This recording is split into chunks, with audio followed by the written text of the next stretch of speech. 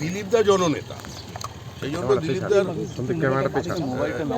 এই জীবনের নতুন ইনিংস শুরু করা নিয়ে মানুষের মধ্যে একটা আগ্রহ দেখা দিচ্ছে।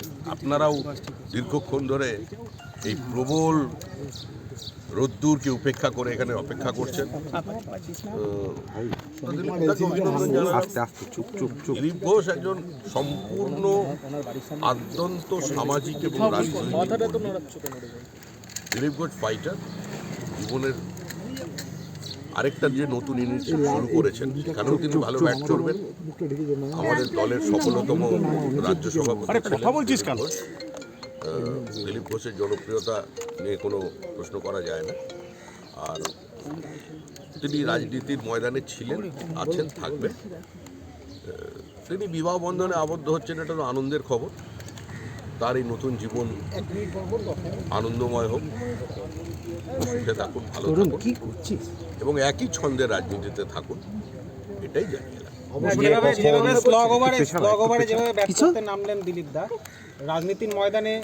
তার কি এই গতি থাকবে এই মুহূর্তে, নাকি তিনি ঘরবন্দি হয়ে যাবেন, সেই একটা চিন্তা কাজ করছে? অবসরের পথে হাঁটতে পারেন। রাজনৈতিক কর্মীর কোনো অবসর হয় না, সামাজিক কর্মীর কোনো অবসর হয় না।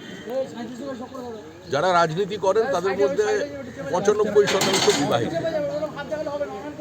তো সুতরাং এটা খুব একটা কারোর জীবনে প্রভাব ফেলবে বলে মনে হয় না। আর দিলীপ ঘোষ যার সঙ্গে বিবাহ বন্ধনে আবদ্ধ হতে চলেছেন, তিনিও আমাদের দলেরই কর্মী। তিনিও লোকাল পার্টির সমস্ত মিটিং মিছিলে অংশগ্রহণ করেন, প্রতিদিন করেন। তো সুতরাং দুজন রাজনৈতিক কর্মী একটা বিবাহ বন্ধনে আবদ্ধ হচ্ছেন, এটা একটা আনন্দের খবর। এটা নিয়ে কোনো রাজনৈতিক বিতর্কের প্রয়োজন নেই। দিলীপ দা ছিলেন, আছেন এবং নিজের ছন্দেই ভবিষ্যতে। আজকে তো রেজিস্ট্রি হবে সামাজিকভাবে, যেভাবে আমরা বিয়ে দেখে থাকি বাঙালি, সেইরকম ভাবে কিছু কথা হচ্ছে? বৈদিক মতে বিয়ে না? সম্পূর্ণ বৈদিক মতেই বিয়ে হচ্ছে, শাস্ত্র মেনে। দিলীপদার মা উপস্থিত আছেন। আন্নিমুখ যেটা করা হয় পূর্বপুরুষের উদ্দেশ্যে জল, আমি সেই অনুষ্ঠান দেখে এলাম, করছেন সব মেনেই। বিয়ে কটার সময় লগ্ন?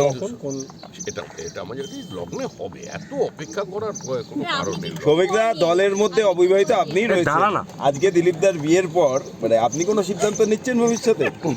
এটা এই বিষয়ে দিলীপ দা আমাকে কোনো অনুপ্রেরণা দিতে পারে না।